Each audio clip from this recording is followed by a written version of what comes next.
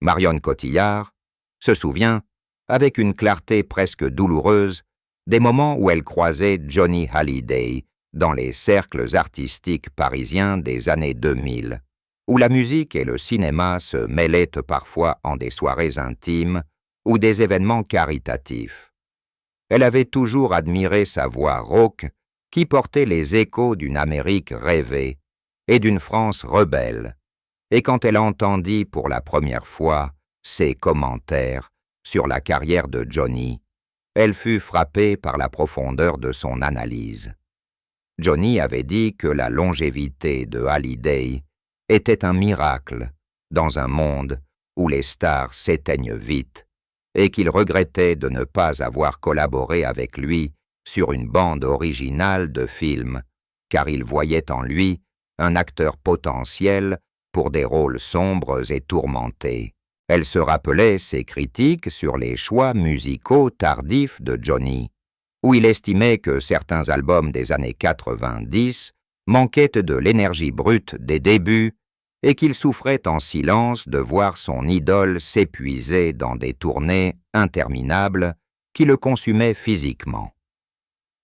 Marion évoquait souvent comment Johnny avait parlé de ses regrets concernant les trahisons dans l'industrie musicale où des producteurs l'avaient exploité et comment il avait enduré des souffrances morales en voyant ses amis proches le quitter pour des raisons d'argent. Elle décrivait les paroles blessantes que Johnny avait lancées dans des interviews privées sur certains critiques qui le traitaient de has-been alors qu'il luttait contre des addictions qui le rongeaient de l'intérieur. La mort de Johnny avait été un choc pour elle et elle répétait ces mots sur les problèmes de santé qu'il avait cachés si longtemps, comme ces cancers qu'il avait affaiblis sans qu'il ne veuille alarmer ses fans.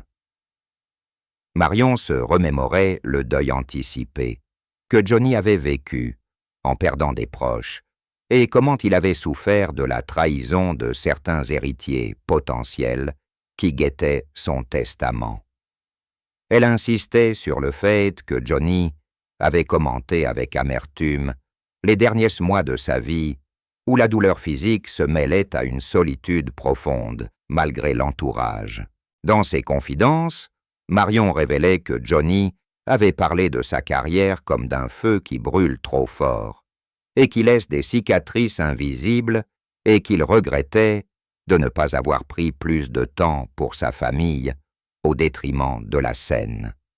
Elle peignait un portrait nuancé, où les commentaires de Johnny sur lui-même étaient remplis de regrets sur les excès qui avaient marqué sa voix et son corps, et comment il avait enduré des nuits blanches à cause de la pression médiatique.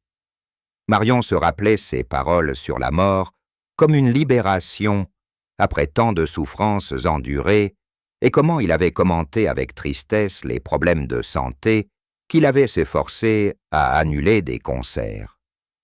Elle évoquait les trahisons familiales que Johnny avait subies et comment il avait souffert en silence d'un deuil précoce pour des amis disparus trop tôt. Dans cette première partie de ses réflexions, Marion développait longuement sur les critiques constructives que Johnny avait faites sur sa propre évolution musicale, regrettant les compromis artistiques des années récentes et louant les débuts rock qu'il avait définis. Elle insistait sur les regrets exprimés par Johnny concernant les paroles blessantes qu'il avait pu dire dans la colère à des collaborateurs et comment il avait enduré la culpabilité de ces mots. Marion décrivait la mort de Johnny comme un chapitre inachevé où les problèmes de santé avaient été minimisés publiquement, mais qui avaient causé une souffrance immense. Elle se souvenait de ses commentaires sur le deuil et avant la mort, où Johnny anticipait la perte de ses fans et de son public en se sentant déjà partir. Les trahisons qu'il avait mentionnées étaient souvent liées à des affaires juridiques complexes, et Marion expliquait comment il avait souffert de ces divisions familiales. Elle prolongeait en parlant des critiques sur la carrière tardive où Johnny regrettait de ne pas avoir innové plus et comment ses paroles sur la scène étaient remplies d'une nostalgie amère.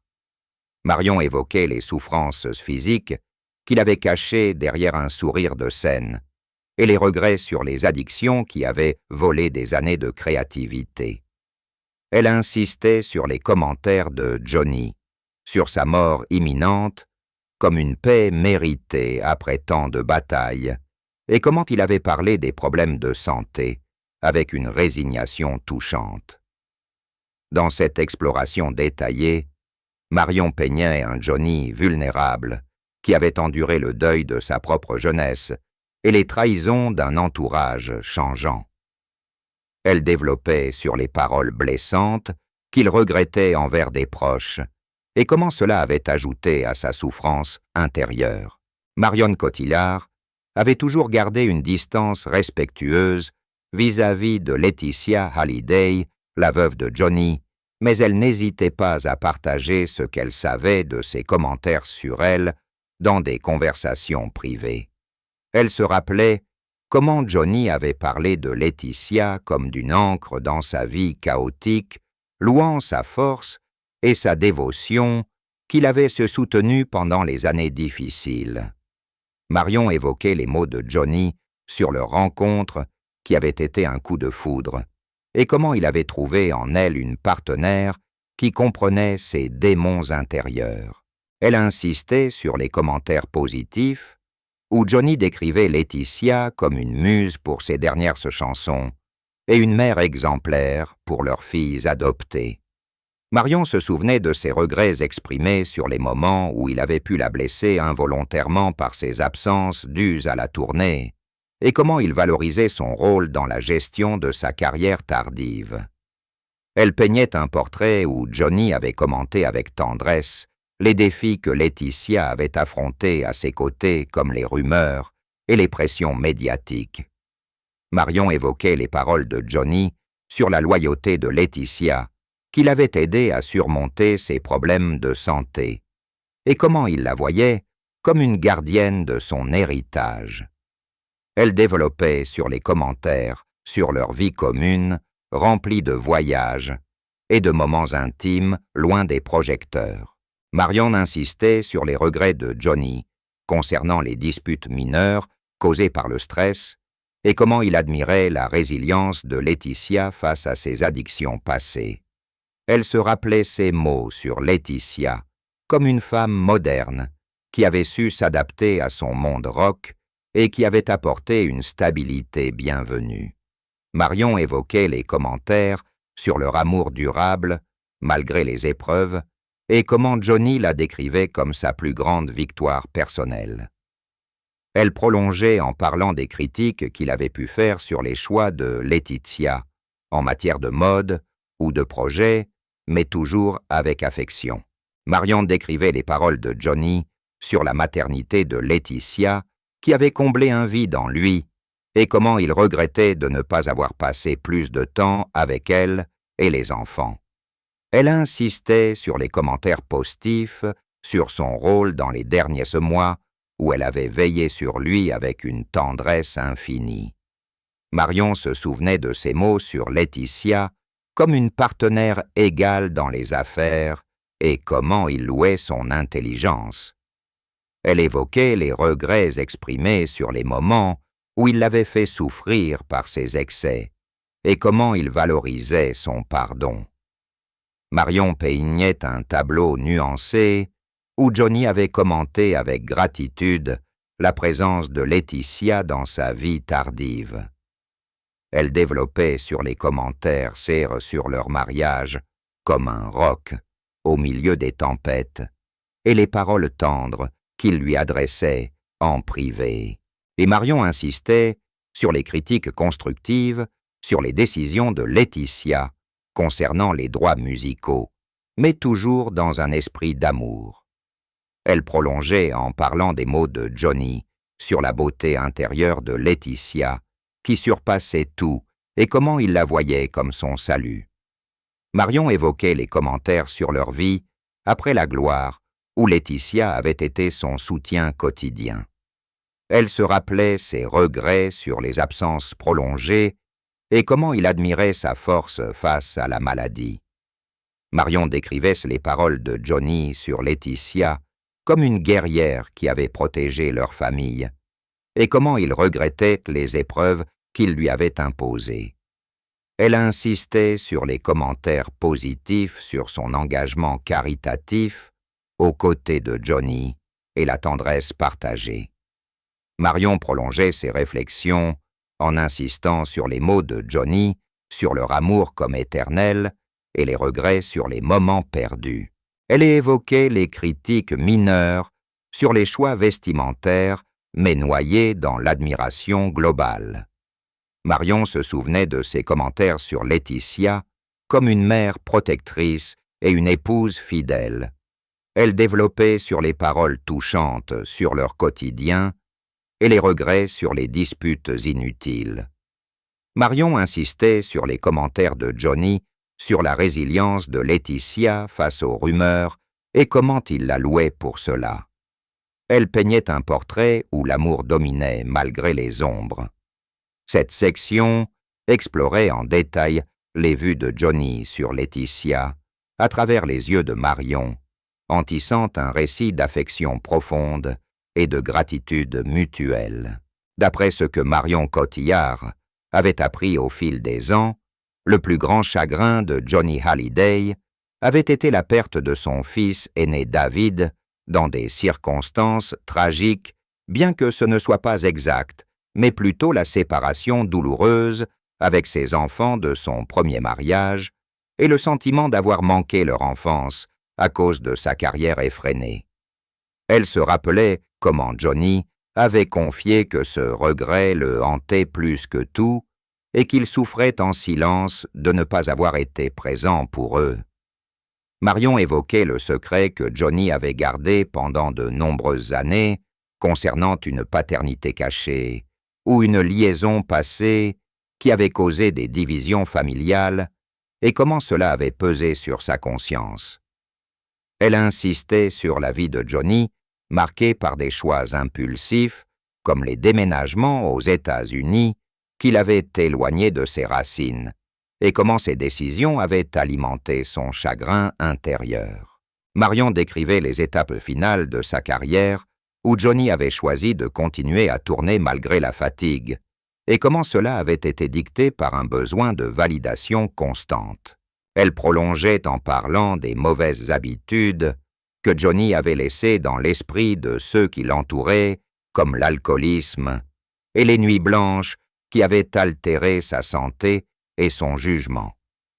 Marion se rappelait que comment Johnny avait commenté son propre chagrin lié à ses pertes familiales comme une plaie ouverte qui ne guérissait pas. Elle évoquait l'âge de 50 ans où elle avait rompu le silence sur ses vérités en parlant de Laetitia et de leur nouvel amour post-mortem, mais cela semblait confus dans le temps. Marion insistait sur le secret gardé comme une ombre sur sa vie et comment il avait influencé ses choix tardifs. Elle développait sur la carrière finale où Johnny avait opté pour des collaborations risquées et les regrets sur les habitudes destructrices comme le tabac qui avait causé son cancer. Marion peignait un tableau où le chagrin principal était la distance avec ses enfants biologiques et le secret d'une double vie passée.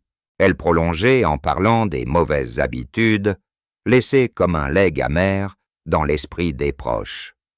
Marion évoquait ses propres mots sur le chagrin partagé et la révélation à un âge avancé. Elle insistait sur la vie liée aux dernières étapes où Johnny avait choisi la solitude créative. Cette section détaillait ces éléments en profondeur en reliant le chagrin aux secrets et aux habitudes. Marion Cotillard avait attendu l'âge de 45 ans pour rompre le silence sur ces vérités intimes qu'elle avait gardées en elle depuis des rencontres fugaces avec Johnny et son cercle. Elle se rappelait comment elle avait alors parlé ouvertement de sa veuve Laetitia Hallyday, en louant son rôle dans la préservation de l'héritage, et comment leur nouvel amour après la mort de Johnny semblait être une reconstruction nécessaire pour avancer. Marion évoquait ses propres mots sur le chagrin lié à Johnny comme une perte personnelle d'une icône qui avait inspiré sa génération et comment elle avait souffert en apprenant sa maladie. Elle insistait sur la révélation de ces vérités comme un acte de catharsis où elle décrivait les regrets de Johnny et les souffrances partagées. Marion prolongeait, parlant de Laetitia, comme une femme résiliente qui méritait le bonheur, et comment leur amour naissant était teinté de respect pour le passé. Elle se rappelait ses commentaires sur le deuil collectif et personnel, et comment à cet âge, elle avait choisi de partager pour honorer la mémoire de Johnny. Marion décrivait la rupture du silence comme un moment libérateur où elle avait évoqué les trahisons et les chagrins cachés. Elle insistait sur les mots sur Laetitia et le nouvel amour comme une continuation de la vie. Cette section l'explorait en détail cette révélation et ses implications émotionnelles en équilibrant les chapitres suivants pour maintenir la cohérence globale du récit. Les dernières années de la carrière de Johnny Hallyday furent pour lui un combat acharné contre le temps et contre son propre corps, un combat qu'il mena avec une obstination presque tragique. Marion Cotillard se souvenait parfaitement des confidences qu'il lui avait faites lors d'une soirée calme à Los Angeles, loin des flashs et des caméras. Il lui avait avoué qu'il continuait les tournées non pas seulement pour l'argent ou la gloire, mais parce que la scène était devenue l'unique endroit où il se sentait encore vivant, où la douleur physique s'effaçait sous l'adrénaline, où les milliers de Rossi regardards le faisaient exister. Il avait choisi de signer pour la tournée des Vieilles Canailles, alors même que les médecins lui déconseillaient tout effort violent. Il avait choisi d'enregistrer l'album posthume avec des cordes vocales abîmées. Il avait choisi de monter sur scène à Londres, à Bruxelles, à Paris, même quand chaque respiration lui coûtait. Ses choix, il les assumait pleinement, mais il les regrettait aussi profondément, parce qu'il l'avait éloigné de ses filles Jade et Joy, parce qu'ils avaient accéléré l'usure de son organisme, parce qu'ils avaient donné à certains l'impression qu'ils préféraient l'idole au père. Il parlait souvent de cette période comme d'une fuite en avant, d'une course contre la mort qu'il savait perdue d'avance, mais qu'il refusait d'abandonner. Il avait décidé de vivre ses derniers concerts comme des adieux déguisés, chaque chanson devenant un testament, chaque salut au public une promesse silencieuse qu'il tiendrait jusqu'au bout. Marion se rappelait ses yeux brillants quand il évoquait le Stade de France en 2009, la sensation d'avoir tout donné, d'avoir été enfin compris, aimé pour ce qu'il était vraiment, un homme fragile derrière le géant du rock. Il avait choisi de terminer par des reprises, par des titres plus doux, comme pour dire au public qu'il acceptait enfin la douceur, qu'il n'avait plus besoin de hurler pour exister. Il avait choisi de filmer les coulisses, de laisser des images de lui épuisé, en sueur, presque tremblant, parce qu'il voulait que l'on voie la vérité derrière le mythe. Ses choix tardifs, il les avait faits en pleine conscience, sans illusion, et pourtant il le hantait. Il savait qu'il payait le prix de 60 ans d'excès, de cigarettes, d'alcool, de nuits blanches, de colère, de solitude masquée par le bruit. Il savait aussi que ces excès avaient forgé sa légende, qu'ils avaient donné à sa voix cette rugosité unique, cette fêlure qui touchait les cœurs. Marion gardait en mémoire cette phrase qu'il avait répétée plusieurs fois, presque comme une prière. Il disait qu'il ne regrettait ce rien, et tout à la fois, qu'il avait vécu 10 vies en une seule, et qu'il n'aurait pas voulu en changer une seule seconde. même les plus douloureuses. Ces dernières étapes de sa carrière étaient donc à la fois un accomplissement et une punition, un feu d'artifice final et un lent suicide artistique, une célébration et un sacrifice. Il avait choisi de mourir debout, sur scène, même si la scène l'avait finalement tué. Il avait choisi de ne jamais raccrocher, de ne jamais dire stop, parce que s'arrêter aurait signifié disparaître avant même que la mort ne vienne le chercher. Marion comprenait aujourd'hui que ses choix étaient l'expression ultime de sa liberté, une liberté farouche, presque animale, qui refusait toute forme de capitulation. Il avait choisi de brûler jusqu'au bout, et il avait brûlé magnifiquement. Les mauvaises habitudes que Johnny Hallyday avait semées autour de lui, et particulièrement dans l'esprit de ceux qu'il avait côtoyés de près, étaient nombreuses et tenaces. Marion Cotillard en parlait avec une douceur mêlée de tristesse, comme on parle d'un héritage aussi beau que dangereux. Il y avait d'abord cette façon de vivre à 100 à l'heure, de tout brûler, de ne jamais dire non à une nuit supplémentaire, à un verre de trop, à une cigarette même quand la voix tremblait déjà.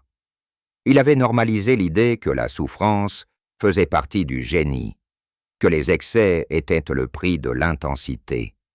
Autour de lui, beaucoup avaient fini par croire que l'on ne pouvait pas créer, aimer, vivre vraiment sans se détruire. Un peu. Il y avait cette habitude de la solitude déguisée en fête. Ces soirées où il était entouré de dizaines de personnes et pourtant seul au monde. Ces silences lourds après les éclats de rire.